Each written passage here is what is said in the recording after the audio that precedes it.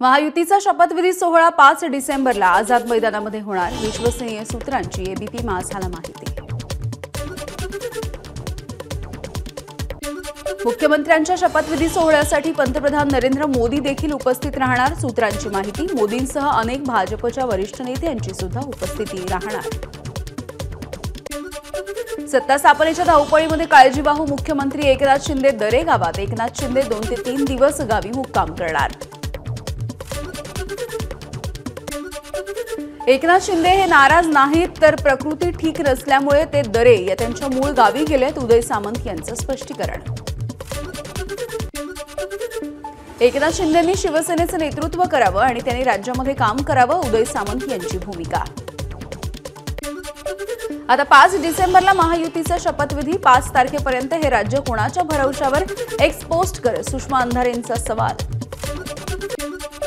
6 डिसेंबरला महापरिनिर्वाण दिन असल्यामुळे आंबेडकर अनुयायी दुःखात असतात, त्यामुळे 5 डिसेंबरला महाराष्ट्र राज्य मंत्रिमंडळाचा शपथविधी करू नये, रिपब्लिकन पार्टीच्या सचिन खरात यांच्याकडून विनंती। जितेंद्र आव्हाड बच्चू कडूंची एकनाथ शिंदेंसोबत बैठक, तासभर केली चर्चा, कोणतीही राजकीय चर्चा झाली नसल्याची आव्हाड यांची माहिती आहे। मुख्यमंत्री म्हणून देवेंद्र फडणवीसांचं नाव वरिष्ठांकडून निश्चित, संजय केळकर यांची प्रतिक्रिया। जनतेने विकासाला मत दिलंय, महाराष्ट्राला गतिमान करण्यासाठी मत दिलंय, संजय केळकरांचं वक्तव्य। महायुती सरकारच्या नवीन मंत्रिमंडळामध्ये भाजपला सर्वाधिक 20, शिवसेनेला 12 ते 13, तर राष्ट्रवादीला 9 ते 10 मंत्रिपदं मिळण्याची शक्यता। सत्ता स्थापनेच्या पूर्वी मंत्रालयामध्ये लगबग, मंत्रालयामधील मंत्र्यांच्या दालनामधील सामानाचं शिफ्टिंग सुरू, नवं मंत्रिमंडळ अस्तित्वात येणार असल्यामुळे सामानाचं शिफ्टिंग। मी भाजपची सामान्य कार्यकर्ता आहे, पक्ष देईल ती जबाबदारी पूर्ण करणार, मंत्रिपदाच्या संदर्भात श्वेता महाले यांची प्रतिक्रिया। मागच्या वेळी मंत्रिपदासाठी थांबलो, यावेळी मात्र एकनाथ शिंदे मंत्रिपदासाठी माझा विचार नक्कीच करतील, भरत गोगावले यांच्याकडून विश्वास व्यक्त। मंत्रिपदाच्या संदर्भात केंद्रीय नेतृत्व आणि राज्याचं नेतृत्व निर्णय घेणार, भाजपच्या प्रवीण दरेकरांची प्रतिक्रिया। मंत्रिपदाबाबत कोणतीही मागणी केली नसल्याचं दरेकरांकडून स्पष्ट। मावळचे अजित पवार गटाचे आमदार सुनील शेळके मंत्रिपदासाठी इच्छुक, कोणत्याही मंत्रिपदाची जबाबदारी सोपवली तर जनतेला न्याय मिळवून देण्यासाठी प्रयत्न करेल, शेळकेंची प्रतिक्रिया। भाजप आमदार बबनराव लोणीकर यांनी बोलून दाखवली, मंत्री होण्याची इच्छा, मराठवाड्यामध्ये सर्वात ज्येष्ठ असल्यामुळे मंत्रिपदाची संधी मिळावी, लोणीकरांची पक्षश्रेष्ठींना विनंती। खासदार नारायण राणेंनी घेतली फडणवीसांची भेट, राज्यामधल्या सत्ता स्थापनेच्या पार्श्वभूमीवर भेटीला महत्त्व। महाराष्ट्रामधल्या तब्बल 22 उमेदवारांकडून ईव्हीएम पडताळणीसाठी अर्ज, ईव्हीएममध्ये गडबड असल्याचा पराभूत उमेदवारांचा संशय। मतदानाची वाढलेली आकडेवारी संशयास्पद, संध्याकाळी 6च्या नंतर 75 लाख मतदान हा संशोधनाचा विषय, काँग्रेसचे नेते बाळासाहेब थोरातांचं वक्तव्य। वाढीव मतदानाचे व्हिडिओ चित्रीकरणासह सादर करा, नाना पटोलेंची निवडणूक आयोगाला पत्र लिहून मागणी। एका दिवसामध्ये तब्बल 9,99,359 मतांची वाढ कशी झाली, पटोलेंचा सवाल। महाराष्ट्रामध्ये ईव्हीएमवरती आक्षेप असेल तर काँग्रेसच्या निवडून आलेल्या आमदारांनी राजीनामा द्यावा, भाजपचे आमदार सुधीर मुनगंटीवार यांचा काँग्रेसवर हल्लाबोल। काँग्रेस आमदार भाई जगताप यांची निवडणूक आयोगावर टीका, निवडणूक आयोगाला दिली श्वानाची उपमा, आयोगावरती टीका करताना भाई जगताप यांची जीभ घसरली। बवियाचे पराभूत माजी आमदार हितेंद्र ठाकूर यांचा ईव्हीएम बाबत आक्षेप, ईव्हीएम घोटाळा झाल्याचा हितेंद्र ठाकूर यांना संशय, व्हीव्हीपॅट्स आणि ईव्हीएम मशीन जशास तशा तपासल्या जाव्यात, ठाकूर यांची मागणी। निवडणुकीमध्ये पराभूत झाल्याच्या नंतर आता ईव्हीएमवरती आरोप करणं हा रडीचा डाव, ज्या लोकांनी जरांगेंच्या आंदोलनाचा फायदा घेतला त्यांना राज्यामधील जनतेने धडा शिकवला, भाजपचे नेते श्रीकांत भारती यांनी विरोधकांवरती डागली तोफ। राजापूर मतदारसंघामधील काही ईव्हीएम आणि व्हीव्हीपॅट मशीनच्या पडताळणीची मागणी, ठाकरे गटाचे राजापूरचे माजी आमदार राजन साळवींनी निवेदनाच्या माध्यमातून केली मागणी। पालघरमधल्या 4 विधानसभेच्या जागांवरती फेर मतमोजणीची मागणी, वसई, नालासोपारा, बोईसर, विक्रमगड या मतदारसंघामध्ये होणार फेर मतमोजणी। फेर मतमोजणीसाठी जिल्हा निवडणूक अधिकाऱ्यांना पराभूत उमेदवारांचं पत्र। नाना पटोले हे आरएसएसचे एजंट, मध्य नागपूरचे काँग्रेसचे उमेदवार बंटी शेळकेंचा गंभीर आरोप, आरएसएस सोबत काम करून पटोलेंनी काँग्रेस पक्ष बर्बाद केल्याचं शेळकेंचं वक्तव्य। बंटी शेळके यांनी माझ्यावरती केलेले आरोप हा संघटनेमधला विषय, त्यावरती नंतर बोलेल. बंटी शेळके यांच्या आरोपांवरती पटोलेंची प्रतिक्रिया. वक्फ बोर्डाला निधी देण्याच्या संदर्भात GR प्रकरणाची नवीन सरकार येताच चौकशी करणार. फडणवीसांची एक्स पोस्ट करत माहिती. GRचं औचित्य आणि नियमाधीनता याची चौकशी केली जाणार असल्याचंही केलं स्पष्ट. वक्फ बोर्डाला संविधानामध्ये स्थान नाही यावरती भाजप ठाम राहणार. भाजपच्या अधिकृत एक्स हँडलवरून पोस्ट. वक्फ बोर्डाला निधी देण्याचा निर्णय अधिकाऱ्यांनी परस्पर घेतल्याचा पोस्टमध्ये उल्लेख. संदीप नाईक दिसायला आणि बोलायला सोज्वळ, मात्र त्यांचं वागणं हे आतून अतिरेकी. निवडणुकीमध्ये त्यांनी अनेक गुंड आणले. वेलापूरच्या आमदार मंदा म्हात्रे यांचे संदीप नाईक यांच्यावरती गंभीर आरोप. धाराशिवमध्ये सोयाबीन उत्पादक शेतकऱ्यांची खरेदी केंद्रावरती अडवणूक. खुर्चीचा खेळ संपला असेल तर शेतकऱ्यांची काळजी करा. ठाकरे गटाचे आमदार कैलास पाटील यांची टीका. काँग्रेस आमदार विश्वजित कदम यांची बाबा आढाव यांच्या आंदोलनाला भेट. पुण्यामधील महात्मा फुले वाड्यामध्ये मागील 2 दिवसांपासून आढाव यांचं आंदोलन. बाबा आढाव यांच्यासारखे खरे सामाजिक कार्यकर्ते लोकशाही वाचवण्यासाठी आंदोलन करतात, मात्र दुसरीकडे भाजपचं सरकार आल्यामुळे अण्णा हजारे आंदोलन करत नाहीत. रोहित पवारांचा खोचक टोला. काँग्रेसचे प्रदेशाध्यक्ष नाना पटोले आज भंडाऱ्याच्या दौऱ्यावर. विधानसभेच्या निवडणुकीच्या नंतर पटोलेंचा साकोली मतदारसंघामध्ये पहिला दौरा. अंबादास दानवे संभाजीनगरच्या सर्व मतदारसंघामध्ये घेणार 2 दिवस बैठका. विधानसभा निवडणुकीमध्ये ठाकरे गटाला जिल्ह्यामधील एकही जागेवरती विजय मिळवता आलेला नाही, त्यामुळे दानवेंचा दौरा महत्त्वाचा. विधानसभेच्या निकालाच्या नंतर पहिल्यांदाच आदित्य ठाकरे वरळीमध्ये श्री जरीमरी माता मंदिर आणि मार्कंडेश्वर मंदिरामध्ये जाऊन घेतलं दर्शन, तर वरळीमधल्या शिवसैनिकांसोबत आदित्य ठाकरेंचा संवाद. सिंधुदुर्गामधल्या पाणबुडी पर्यटन प्रकल्पासाठी केंद्र सरकारकडून 48 कोटी रुपयांचा निधी. पर्यटन स्थळ जागतिक स्तरावरती दर्जेदार करण्यासाठी केंद्राचे प्रयत्न. नाशिकमध्ये रामकाल पथ या विकासासाठी केंद्र सरकारकडून 99 कोटींचा निधी. देशभरामधील 40 पर्यटन स्थळांना जागतिक दर्जेदार करण्यासाठी केंद्र सरकारचे प्रयत्न. रामकाल पथ प्रकल्पाला मंजुरी दिल्याबद्दल खासदार राजाभाऊ वाजे यांनी मानले केंद्र सरकारचे आभार. हा प्रकल्प नाशिकच्या पर्यटनाला बूस्ट देणारा ठरेल, अशी ही प्रतिक्रिया. बेस्टचा सर्वात स्वस्त प्रवास कायम. नवीन वर्षामध्ये तिकीट दरवाढ न करण्याचा निर्णय. बेस्ट उपक्रमाच्या 32 लाखांहून अधिक प्रवाशांना दिलासा.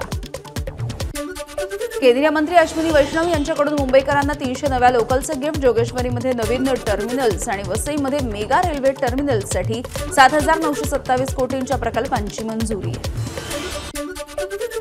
मुंबईच्या किनाऱ्यावरती इटलीचं जहाज. 93 वर्षांचं अमेरिगो वेस्पुसी हे जहाज मुंबईमध्ये दाखल. जगभ्रमंती करून इटलीचं जहाज मुंबईच्या किनाऱ्यावर.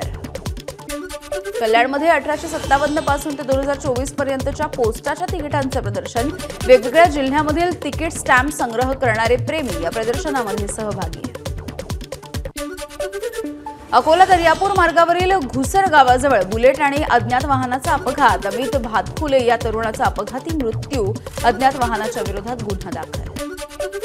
गोंदियाच्या सडक अर्जुनी तालुक्यामधल्या खजरी गावाजवळ शिवशाही बस उलटली. आतापर्यंत 11 जणांचा मृत्यू, 10 जण गंभीररीत्या जखमी तर 15 ते 20 जण किरकोळ जखमी झाल्याची माहिती. गोंदियामध्ये झालेल्या शिवशाही बसच्या अपघातामध्ये भंडाऱ्यामधल्या 4 मृत्यू. मृतक लांजेवार दाम्पत्य नायकांची प्रकृती बघण्यासाठी तर कनोजे दाम्पत्य मुलीला भेटण्यासाठी निघाले होते.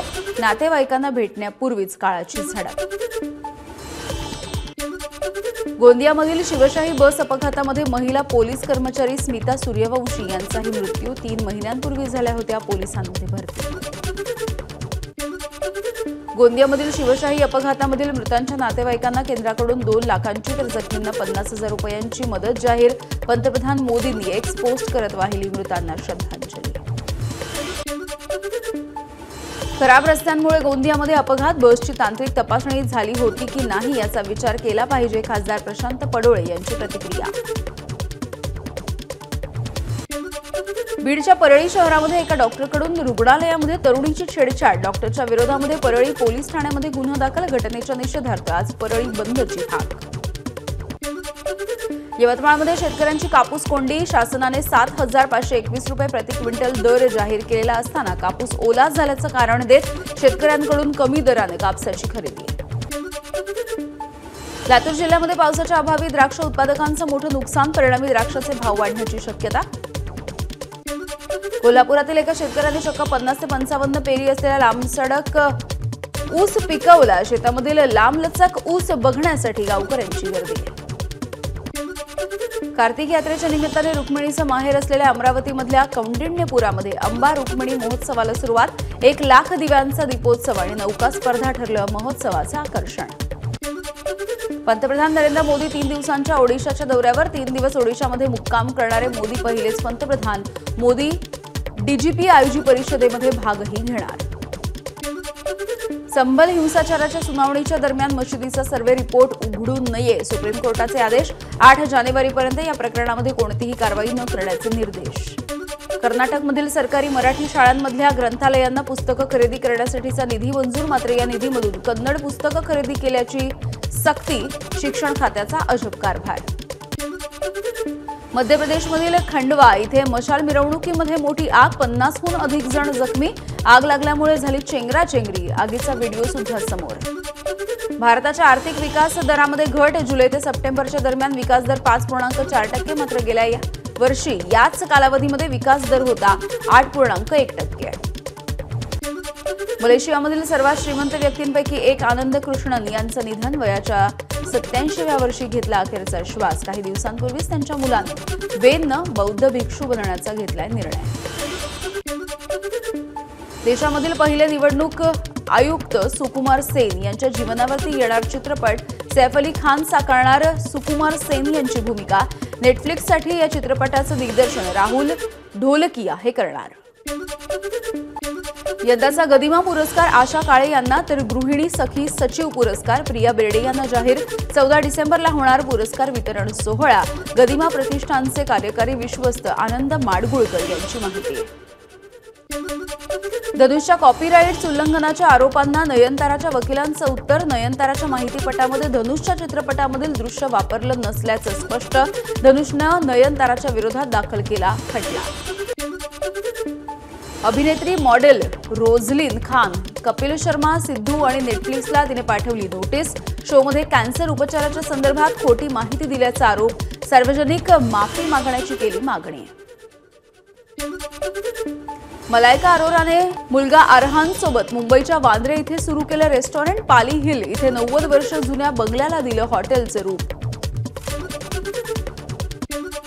प्रख्यात दाक्षिणात्य अभिनेत्री समंता रूथ प्रभूच्या वडिलांचं जोसेफ यांचं निधन. समंताने सोशल मीडियावरून दिली माहिती. अभिनेता नागा चैतन्य आणि शोभिता धुलिपाचा पार पडला हळदी समारंभ. फोटो सोशल मीडियावरती व्हायरल. हळदी कार्यक्रमाला कुटुंबीय आणि मित्रमंडळींची उपस्थिती आहे. भारतीय संघाच्या वनडे सामन्यांसाठी नवीन जर्सी. मुंबईमध्ये आयोजित एका कार्यक्रमामध्ये बीसीसीआयचे सचिव जय शहा आणि भारतीय महिला संघाची कर्णधार हरमनप्रीत सिंग यावेळी उपस्थित होते. एबीपी माझा, उघडा डोळे बघा नीट.